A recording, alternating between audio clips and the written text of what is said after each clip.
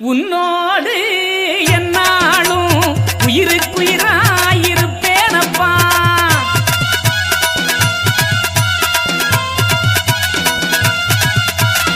ஊட்டுகிறேன் ஒட்டுகிறேன் நான் உயிருக்குயிராயிருக்கிறேன்.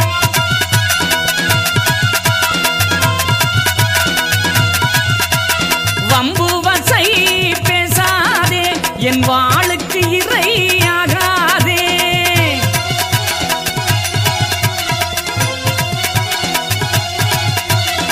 ஏசாதே பேசாதே என் கணக்க சீசர்களே.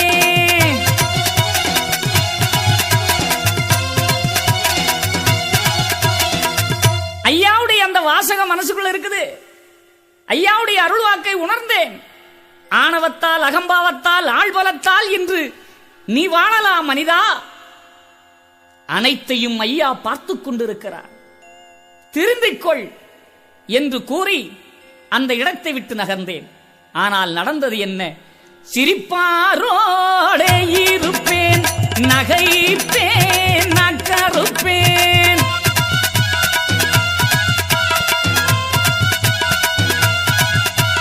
கள்ளனிடம் நான் இருப்பேன், பின் காட்டி கொடுத்திடுவேன்.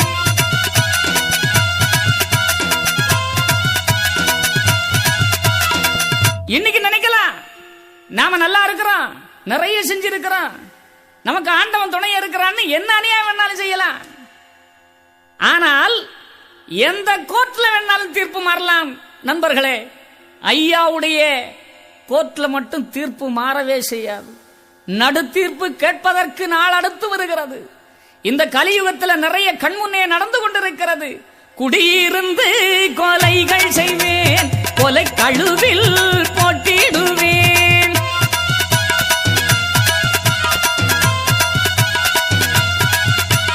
முன்னாலே ஒடுக்க வந்த ஒருவரையும் விட்டதில்லை.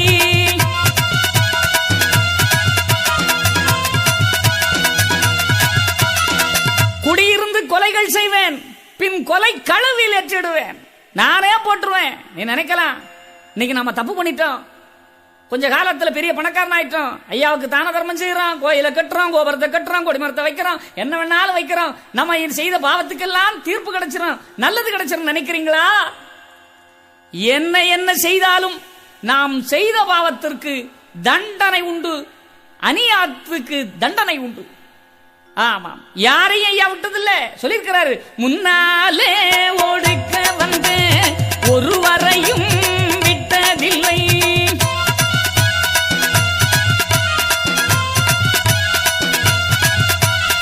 எதிர்த்தவனை வைத்தேனோ உங்கள் இரு காதும் கேட்கலையோ.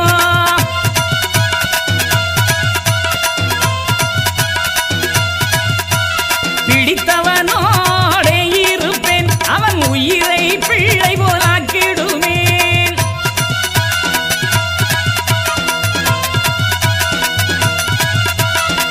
எதிர்த்தவனை வைத்தேனோ உங்கள் இருகாதும் கேட்கலையோ. ஐயாவுக்கு எதிராக எந்த காரியம் செஞ்சாலும் அவன் இருக்க போறதில்லை, அவன் ஐயா கிட்ட போய் சேர போறதும் இல்லை. அன்பானவர்களே, ஐயா எப்படி இருப்பார்? பிடித்தவனோடே இருப்பேன், அவனை பிள்ளை போலாக்கிடுவேன்.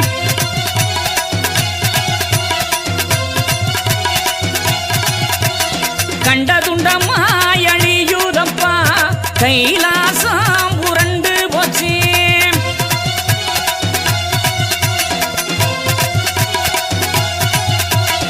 இது சத்திய வாக்கு. அதர்ம காரியங்கள் யார் செய்தாலும் இந்த சத்திய வாக்கை நினைத்து மனம் திரும்புங்கள். இல்லையேல் ஏன் சொல்லுகிறேன் என்றால், அன்று கங்கை கரையிலே காராம் பசுவை கொன்றவர்கள், அந்த தவறினை செய்தவர்கள் இன்று உலகிலே இல்லை.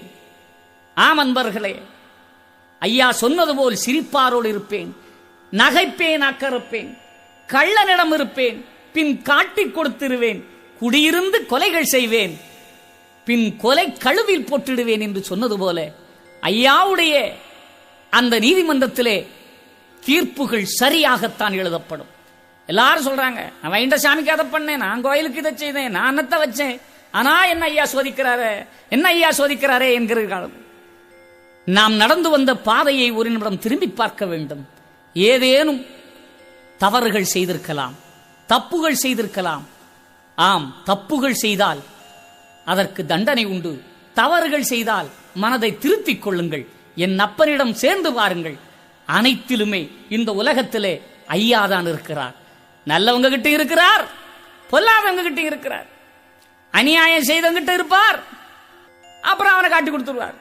ஆண்டவர்களே, என்ன நடக்கிறது நாட்டில்? அநியாயம் செய்ய கூட இருக்கிறான்னு நினைச்சுக்குங்க, ஆனா கடைசியில் ஆண்டவன் கையை விட்டுருவார். ஆனா நல்லவங்களை சோதிப்பான், ஆனா என்னைக்குமே கைவிட மாட்டான். அதனாலதான் இந்த கலியுக வாழ்வுல அநியாயங்கள் செய்வதை விட்டுவிட வேண்டும் என்று சொல்லுகிறார். ஊர்ந்து திரியும் உயிர் பிராணிகளை சார்ந்து நீ கிடைக்காதே.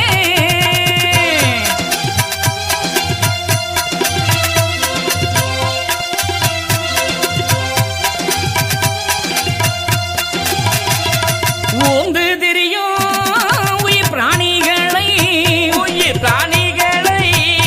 வதைக்க வேண்டாம் கண்ணு மக்கா.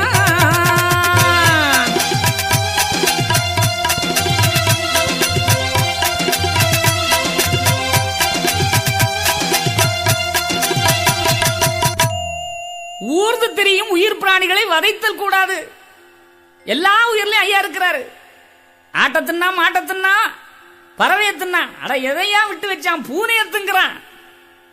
இந்த வேலையில போற ஓனான விட மாட்டாங்கிறான், அதை பிடிச்சி இடிச்சு தின்னுட்டு இருக்கிறான். ஏதோ விட்டுறான். சீனா நாட்டில் ஒண்ணுமே விட்டு வைக்கிறது இல்ல, பூச்சியை கூட விடுறதில்ல, பாச்சா பள்ளி எதையும் விடுறதில்ல. ஜப்பான்ல எல்லாம் நாயை கொண்டு திங்குறாங்களாம். கருப்பு கலர்ல நாயை வளர்த்து அதை போட்டு சாப்பிடுறான். இப்படிலாம் சாப்பிடுறது நல்லதா? அன்பாயிரு, எவ்வுயிர்களிடத்தும் அன்பாயிரு. அன்பு வழி, அதுதான் ஐயா வழி. ஐயா வழி வேணுமா? ஐயா வழிக்கு வருகிறியா? உன் மனசுல அன்பு இருக்கணும். மனிதனுக்காக மட்டுமல்ல, மனிதர்களை, உலகத்தை காக்கும் மாயவனுக்காக கூட இந்த மாதிரி உயிர் பிராணிகளை வதைப்பது கூடாது.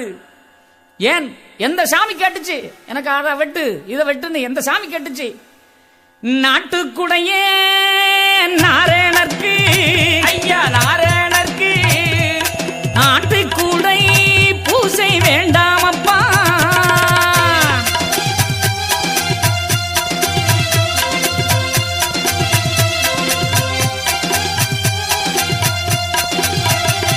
இரத்தவரி தீபதூபம் இலை பட்டை முதல் பலிபாவம் எல்லாம் வேண்டாமப்பா.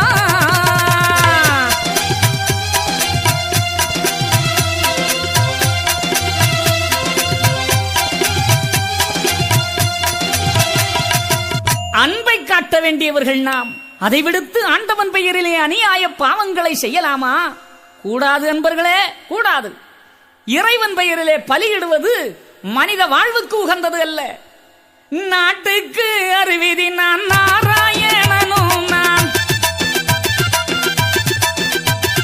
பட்சி பறவை பல ஜீவ சந்துக்களை நிச்சயமாய் படைத்த நீல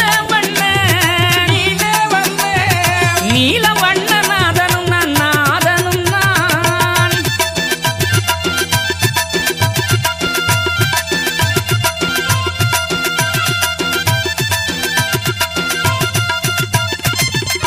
நாட்டுக்கு அறிவிதி நான், நாராயணனும் நான், பட்சி பறவை பல ஜீவ சந்துக்களை நிச்சயமாய் படைத்தேன் நீலவண்ணம் நாதனும் நான்.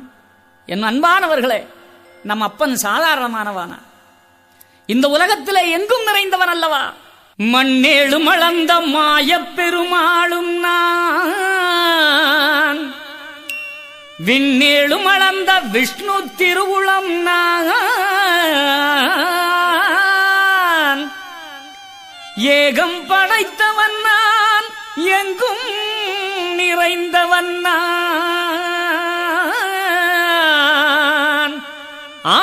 பொருள் மூன்றும் அடக்கம் ஒன்றானதினால் நாதக்கடல் துயின்ற நாகமணி நான் அல்லவோ.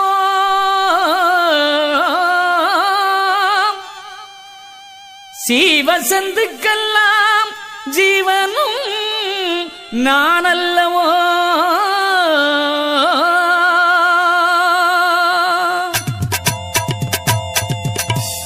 அகில திரட்டு மூலமாக ஐயா அற்புதமாக உணர்த்துகிறார். சீவ செந்துக்கெல்லாம் ஜீவனும் நான் அல்லவோ. அனைத்தும் படைத்தவன் மட்டுமல்ல அன்பானவர்களே, அனைத்து ஜீவனும் ஐயாதான். அனைத்துமாய் ஆனவர் நம் ஐயா, அனைத்தும் கடந்தவர் நம் ஐயா.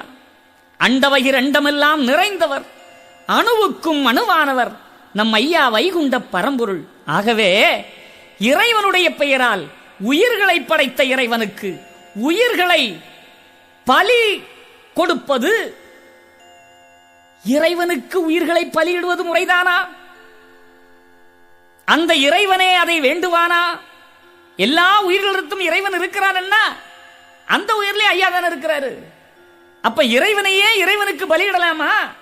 நம் பாவங்களுக்கு நம் மனதில் உள்ள களி மாயைகள் அகல்வதற்காக, களி வாழ்வில் சான்றோர்கள் சுகப்பட வேண்டும் என்பதற்காக ஆதி நாராயண வைகுண்டமே அடி வாங்கினாரே, அதை கொஞ்சம் நினைச்சு பாப்போமா. எந்த உயிரையாவது ஐயா துன்புறுத்துவாரா? ஐயா இல்லையே. ஐயா அப்படி நினைக்க மாட்டாரு. ஏன்? நம்ம பாவத்துக்காக, நாம் பட்ட துன்பங்களுக்காக ஐயா வந்து கஷ்டப்பட்டார். தட்சிணா பூமியில சுவாமி தோப்புல ஐயா அமர்ந்திருந்து அருள் கொடுத்துக் கொண்டிருக்கிறார். கலிநீச மன்னனுடைய படைகள் வருகிறது. ஐயாவை பிடிக்கிறான். ஓடி வந்து வெடிப்படங்கால் ஐயா ஓங்கி அடிச்சான். ஐயா கவிழ்ந்து விழுகிறார். அந்த நேரத்தில் கூட அங்க நடந்தது என்ன? சுற்றி இருந்த சான்றோர் குல மக்கள் எல்லாம் கோபத்திடையே எழுந்து என்ன சொன்னார்கள் தெரியுமா? ஐயா, என்ன இது ஆச்சரியம்! ஆணையிடுங்கள், ஆளுக்கு ஒருவர் ஆவாரோ இந்த நீசர்கள், அடித்து நொறுக்குகிறோம் என்று வீறு கொண்டு இழந்தார்கள். ஆளுக்கு ஒருவன் ஆவானோ இந்த நீசன் எல்லாம், தூளுவோல் ஆக்கி விடுவோம் என்று சான்றோர்கள் தார்மீக பாய்த்து எழுந்தார்கள். எவ்வளவு ஆக்ரோஷமாக எழுந்திருக்காங்க பார்த்தீங்களா? ஐயாவுடைய திருமேனியை புண்படுத்துகிறான் நீசன். சான்றோர்கள் மக்கள் கொதித்தார்கள். அந்த நேரத்திலும் நம்ம ஐயா என்ன சொன்னார் தெரியுமா? பொறுத்து இருந்தவரே, ஐயா இருந்தவரே, பெரியோரே ஆகும் மக்கா.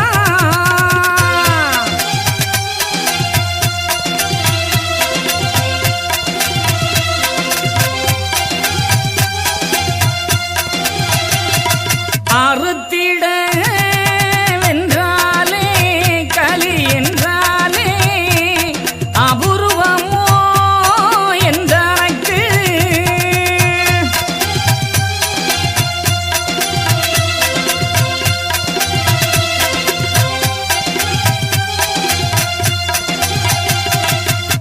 பொறுத்து இருங்கோ, நீங்கள் பெரியவராயாவீர்கள்.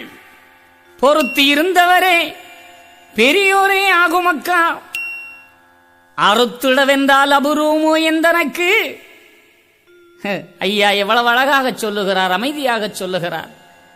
யார் இந்த காலத்தில் இப்படி சொல்ல முடியும்? தன்னுடைய உடம்புக்கு நோவு வருகிறது, அதுவும் பிறநாள் வருகின்ற பொழுது யார் சிரிக்க முடியும்? யார் பொறுமையை சொல்ல முடியும்? அது இறைவனால் மட்டுமே முடியும். அந்த இறைவன் சொல்லுகிறார், பொறுத்து இருந்தவரே பெரியவரே ஆகும் மக்கா. அறுத்திட வென்றாலே அபூர்வம் எந்தனக்கு. வம்பு செய்வதை பார்த்து வதைக்க வந்தேன், வதைக்க வந்தேன். நீச குலத்தை நானும் அப்பா.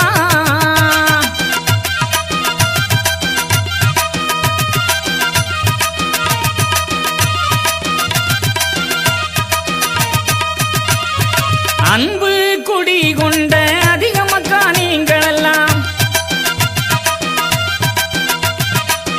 அன்புதனை கூடி கொண்ட அதிக மக்கா நீங்கள் எல்லாம்,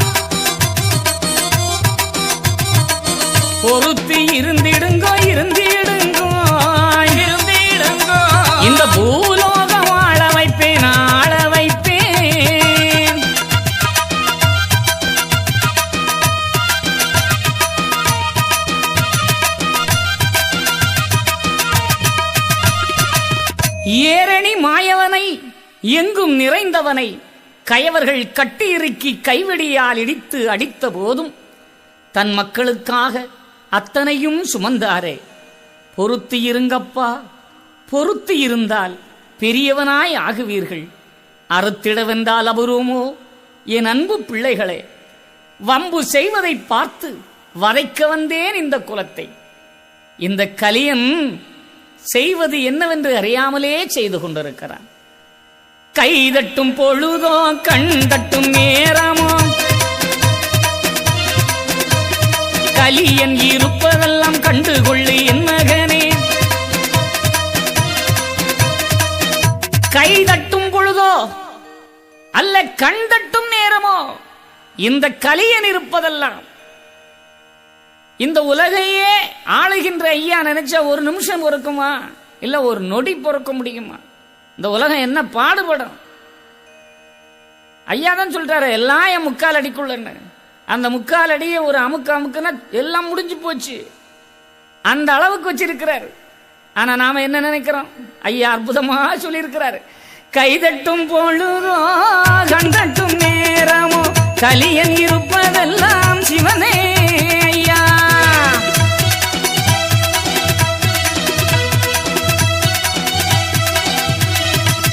வட்டக்கிலுகிலுப்பை தட்டி முடிந்து விட்டால் வையகம் அழிந்திடுமே சிவனே ஐயா.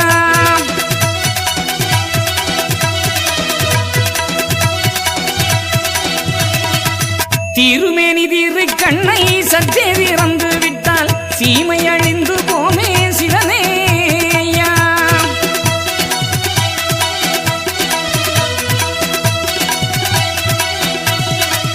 வட்ட கிளுகிழுப்பை தட்டி முடிந்து விட்டால் வையகம் அழிந்திடுமே.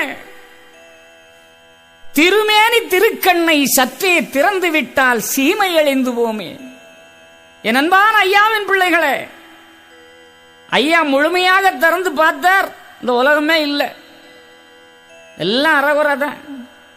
அந்த பார்வையிலே இந்த உலகம் இவ்வளவு சுத்துதுன்னு சொன்ன இந்த கலியை அழிக்க வேண்டும் ஐயா அப்படியே விழித்து விட்டால், கண்ணை திறந்து பார்த்து விட்டால் இந்த சீமை அழிந்து போய்விடும். சிந்தி கிடக்கும் ஐயர் பங்கு முடிந்து விட்டால் சீமை அழிந்திடுமே சிவனே ஐயா.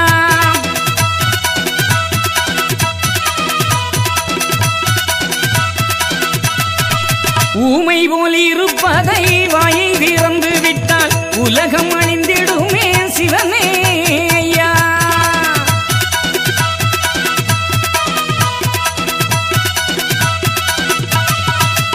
அவிழ்ந்து கிடக்கும் தலைமுடியை முடித்து விட்டால் போதும், இந்த சீமை அழிந்து போகும். இத்தனை சக்திகளை உள்ளடக்கி மனி உருக்கொண்ட மகத்துவ நாதன் நமக்கு உரைப்பது என்ன? அன்பு, பொறுமை, தர்மம். மகனே, உன் தூய்மையான உள்ளத்தை கொடு, பரிசுத்தமான அன்பை கொடு. ஐயா கேட்கிறாரே, கொடுத்தோமா? அவர் கூறிய அறிவுரைகளை கேட்டு நடக்கிறோமா? என் அன்பான ஐயாவின் பிள்ளைகளே, ஐயா உன் தூய்மையான இதயத்தை தான் கேட்கிறார். வேறு எதையும் ஐயா கேட்கவில்லை. என்ன கேட்டார்?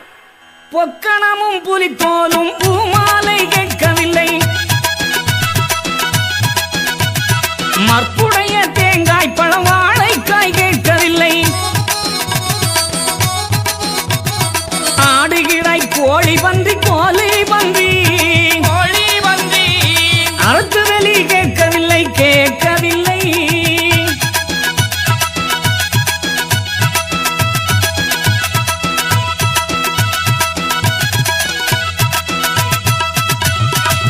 பொக்கணம் கேட்டாரா ஐயா? புலித்தோல் கேட்டாரா? இப்பெல்லாம் நாட்டில் நிறைய பேர் அதை தான் கொண்டு போறாங்க. சாய்மார் உட்கார்ந்துருக்கணும்னா புலித்தோல் வேணும், மாந்தோல் வேணும். இதெல்லாம் என்னது? ஒரு உயிரை கொன்று அந்த உயிரை பொதிந்திருக்கின்ற அந்த தோலை எடுத்து அதில் உட்கார்ந்து இருந்தால்தான் ஞானம் கிடைக்குமா?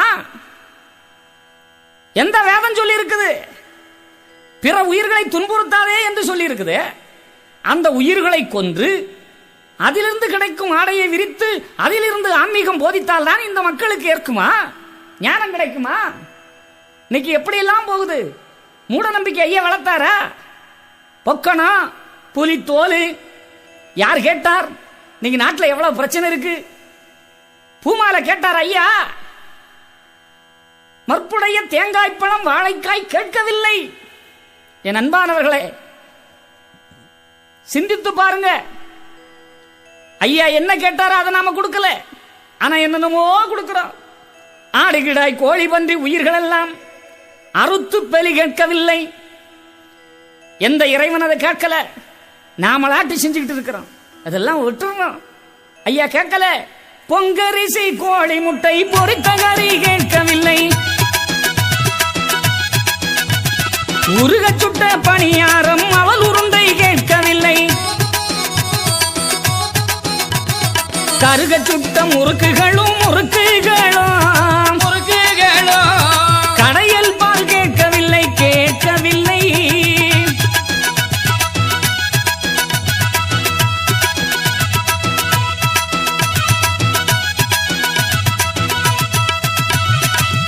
பொங்கரிசி கேட்கல, பொரித்த கறி கேட்கல, கோழி முட்டை கேட்கல.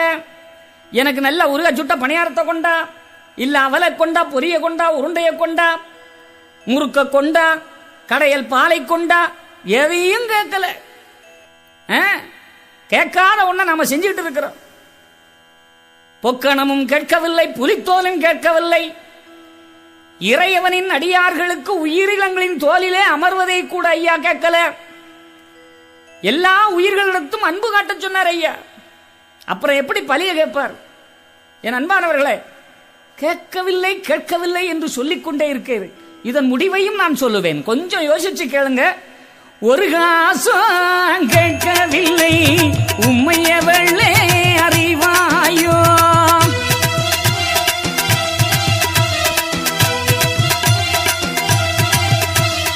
என்னை ஒன்றும் சொல்லாதே, இறையவனோ அறியலையோ.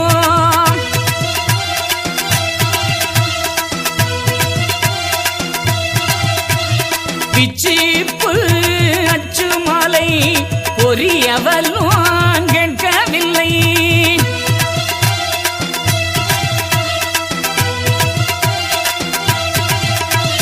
நல்லெண்ணெய் பின்னாக்கு ராசாவும் கேட்கவில்லை.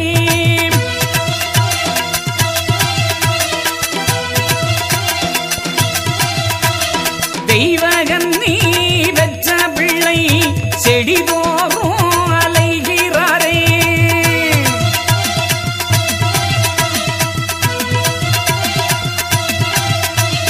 பேயச்சி தின்று அவர் பேய் போலே அலைகிறாரே.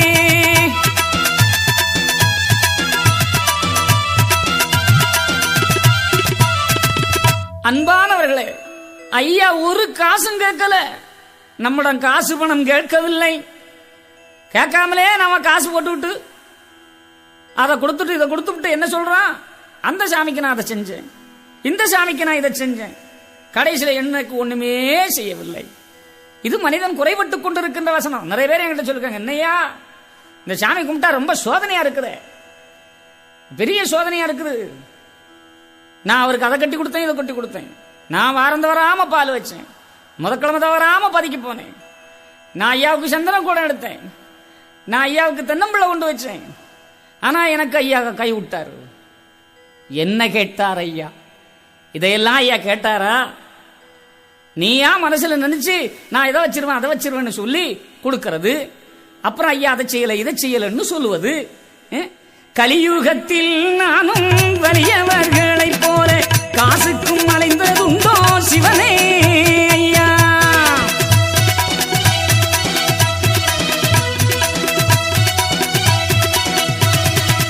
முக்காலும் காணிக்கைகள் வேண்டி மாடப்பள்ளிகள் முடிக்கவும் சொன்னதுண்டோ சிவனே ஐயா.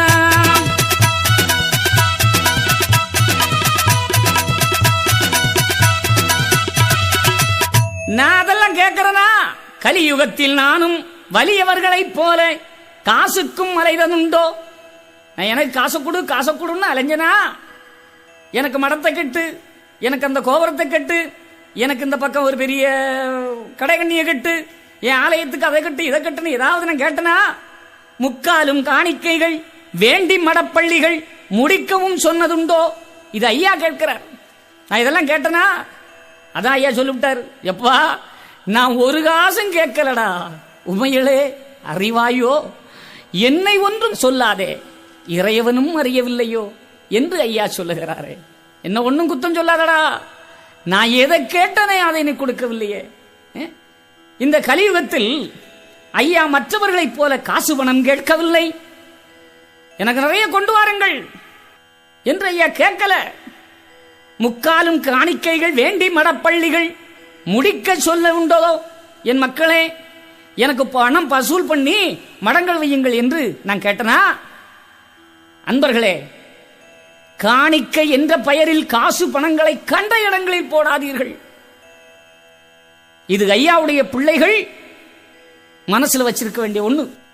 இன்று முதல் எல்லோரும் ஏகாவரா தஞ்சமென்று ஒன்று போல் எல்லோரும் ஒரு புத்தியாயிருங்கோ,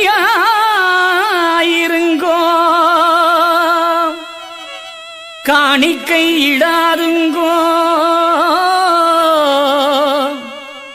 காவடி தூக்காதுங்கோ, வீணுக்கு தேடு முதல் விருதாவில் போடாதுங்கோ.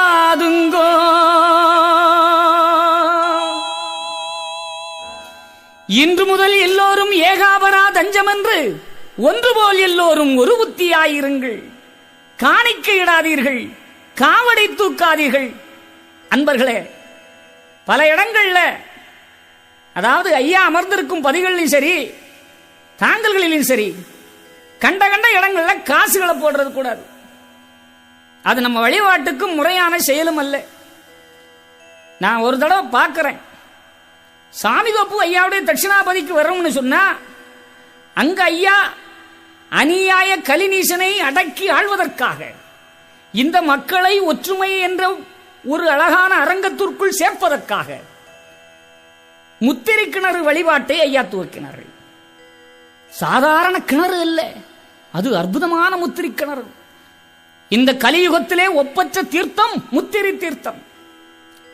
ஆதிக்க வரையில் கலிநீசன் ஆண்டு கொண்டிருந்த பொழுது அவனை அடக்கி எழுந்தது முத்திரை பதம். அந்த பதத்திலே தீர்த்தம் ஆடினால் தீராத நோயெல்லாம் தீரும், மாறாத மாயைகள் மாறும், மந்திர தந்திர வைத்திய வாகட அத்தனை சூரியங்களும் தீரும், கூங்குருடு செவிடு கொடிய கண்ணப்பித்து குஷ்டம் போன்ற நோய்களும் தீரும். அப்படிப்பட்ட அற்புதமான கிணறு அந்த முத்திரை கிணறு. இந்த முத்திரை கிணறு வழிபாடுகள் ஐயா நமக்கு தந்தவை. நான் ஒரு நாள் பார்க்கிறேன், ஐயாவுடைய பிள்ளைகள் பதம் விடுறாங்க.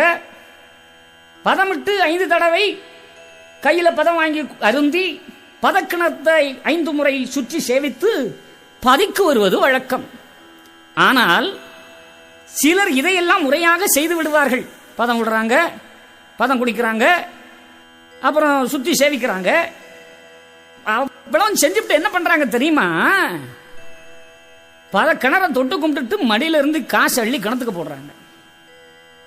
நான் பார்க்கிறேன், என்ன இது வேடிக்கையான செய்தியாக இருக்கிறது. ஏன் இவர்கள் பணத்தை காசை அள்ளி அங்கே போடுகிறார்கள்? கிணற்றுக்குள் காசு போடுவதனால் என்ன பலன்? இது என்ன செய்யும்? இந்த காசை போட்டால் அதனால் நாம் செய்த பாவம் தீர்ந்து விடுமா? அல்லது அந்த பணம் வீட்டுக்குள் வந்து கோடி கோடியாக நம்முடைய வீட்டுக்குள்ளே கொட்டிக் கொண்டிருக்குமா? இப்படிப்பட்ட எண்ணம் வளரலாகுமா? அப்படி போடுவதும் முறைதானா? தெரியல. ஐயா மூட நம்பிக்கையை வளர்க்கல. காசை கொண்டு கிணற்றில் போட வேண்டாம், அது சரி. அதன் பிறகு ஐயாவை சுற்றி சேவித்து வருகிறோம். வடக்குவாசல் அற்புதமான இடம், ஐயாவின் தவவாசல். 1008 அவனிக்கு வந்த ஐயா தவம் இருந்த அற்புதமிடம். அதில் அன்பர்கள் அமைதியாக ஐயா சிவசிவ அரகரா சிவசிவ அரகரா, அந்த வார்த்தைக்கு ஒரு தனி மவுசு உண்டியா. ஐயா சிவ சிவ சிவ சிவ அரகரா அரகரா சிவ சிவ சிவ சிவ அரகரா அரகரா. அன்பானவர்களே, இதன் தொடர்ச்சியை அடுத்த ஒலிநாடாவில் கேட்டு பயன்பெறுங்கள்.